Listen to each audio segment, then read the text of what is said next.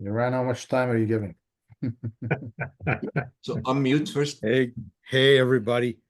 Great to be on the call here. And I can tell you that from a time perspective, so here's what I found. Here's my actual experience. Fatty has told me from day one that I should be spending about 10 to 15 minutes every day on this thing. What I've done, don't tell Fatty this, but what I've done is not looked at it for about 2 days and then jumped in. And then what happens is that if it's not consistent, there's a time lag and a learning curve there, right? So I'd say for me, I'm spending, if I spend 15 minutes, 20 minutes a day, I would be good. Right now, I'm spending about half an hour a day because what I found is at the beginning of the course, I wasn't doing all the work. And now it's caught up with me. And now I got to hustle to get my head straight. Make sense? Yeah, makes sense. Yeah. So ask me anything. How far are you along in the core in the 3 months or the 16 week We're at the end. We have one more,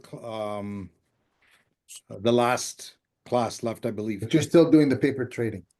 I'm doing the paper trading and I'm ready to move to money.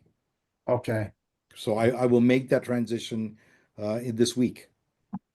perfect. My, So do you work with Fatty in terms of figuring out what makes sense in terms of the initial investment when you jump into money yes. trading? Yeah.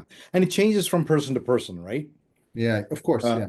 Right. But yes, I like, here's what I'll say about the course itself.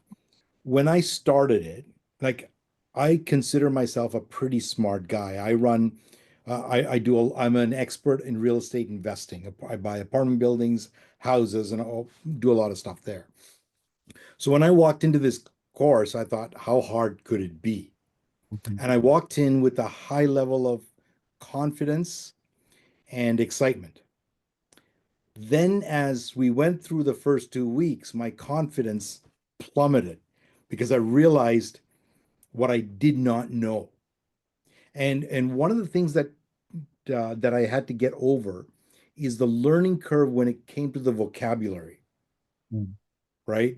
All puts, calls, all these terms that I wasn't used to, and even if I understood it, it wasn't quick in my mind as to what I should be looking at. So that took me a little bit of time to get over that hump. Once I did, however, the more I stayed, my low confidence then started to change to real confidence.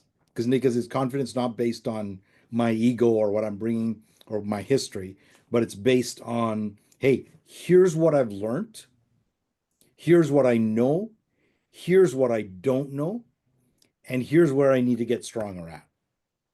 So that's given me enough clarity and confidence to now start investing with real cash. Gotcha. Now I have done something. I've hired Fatty as a coach moving forward to oversee my trades for the next 3 to 6 months, just because I still make mistakes, right? So Mm. Mm. yeah, right. I think you can go to live trading within 9 weeks. It's really a function of how each of us, at least in my cohort, how each of us have shown up Yeah. and applied yourself. If you, well, I'll say this, and I get no benefit from saying any of this. This is not my first options course.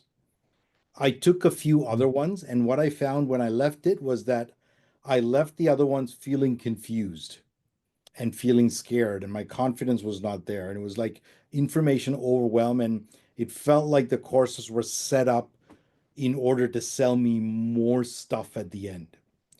Fatty, what I've really appreciated about the way you've done these classes is that when we started, you told me it would take about 1.5 hours, but we're in it for 3 hours.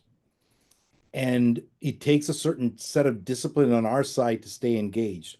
But the flip side is that you have shown up as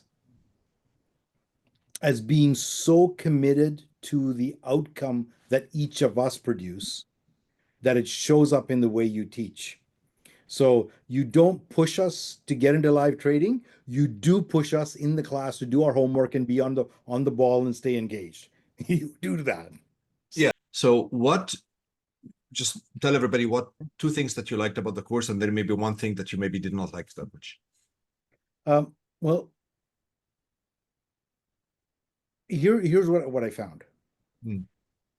As I took the course, my learning curve initially had to do with vocabulary. And the words were not self-explanatory for me. So you were really good at walking us through that.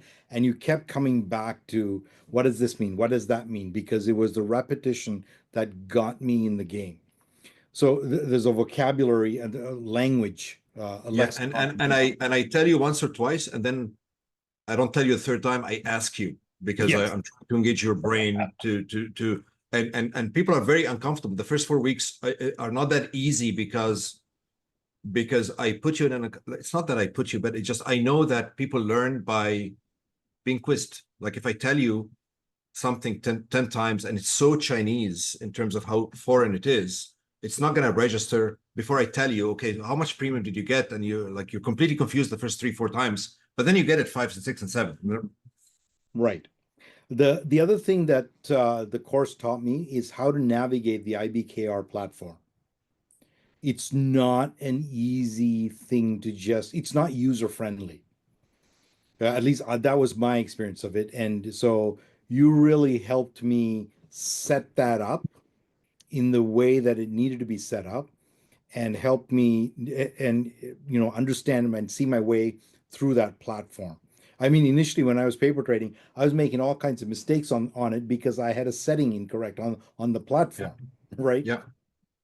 The third thing that I found really beneficial is that you had the vocabulary, you had the IBKR, but then you had the nuts and bolts of putting puts and calls. I learned that, but then the process of analyzing a stock, there were these multiple different layers of analysis. And what this course taught me was not just what those layers or filters of analysis were, but what's the hierarchy of value for that set of analysis. When should I use what to analyze this, and what carries more weight and why, depending on the outcome. So that really helped me. So One, Kyle, if you're one last question. Yeah. To Niran, like what's your confidence level now getting into real money trading? And I know it's probably the confidence may come back from your financial position, your experience, your past experience, and you look like you've got a lot of business experience. But compared to before and after, before you started the course and now, what's your confidence level in terms of getting into real money trading? Great question. You didn't start yet, right? You're just funding your account. You didn't start yet. I'm funding. I went to fund it today, and it needs to verify my identity. Yeah. So it wants to make sure I'm legit. So Okay. So you didn't start yet. So I No, guess the not question started. is, knowing that you did not start yet. So let me answer the question. I think my confidence level right now is cautiously confident. And why I say that is because I'm starting, and for the first time, like, Fatty, I think you've been at this for what, 10, 12 years? Yeah. Right? I've over the last 10 years, I've done a few options courses, but I've never felt confident enough to move real money into it. For the first time, I am ready to move money into it. I've allocated the dollars, and it's just now a matter of process.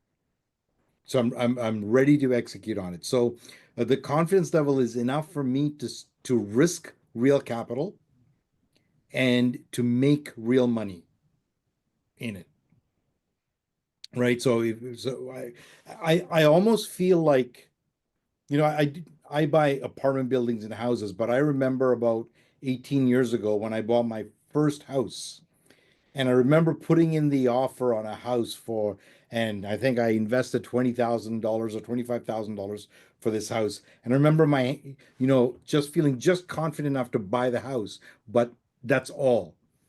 Today, it's a lot higher, but I feel that same or similar level of confidence where I'm confident enough to risk a certain amount of capital, and I'm confident enough to know that I will make a good return on that money. And Thanks. once I've done that for a few months, then I'll increase my capital. Gotcha. Okay. But are you really risking the money, Niran? No, I'm not risking the money. That's one thing that you have driven into our heads because What is the worst case scenario, Niran? worst case scenario is that I buy stocks at a reduced price. And Correct, these that you buy stocks that I good want stuff. to buy. Yeah. Yeah. Because we're not traders, we're not losing money either, right? The worst case is that I'm going to buy a stock that I want with a discount price and getting paid in the process. Yeah. That's The right. whole thing, we're going to talk tomorrow about risk mitigation. The whole thing collapses if it's not a good stock. Yeah. We'll talk about that tomorrow. I will scare you guys tomorrow. I know I'm not doing a good job in selling, but tomorrow I will scare you. Anyway, any last questions for Niran? Niran, thank you. But any last questions for Niran? Okay. Thank you, Niran. Thank you. I know you need to go. Yeah. Thank you very much. Okay. Okay. Thank you, everybody. Thank you, everybody. I do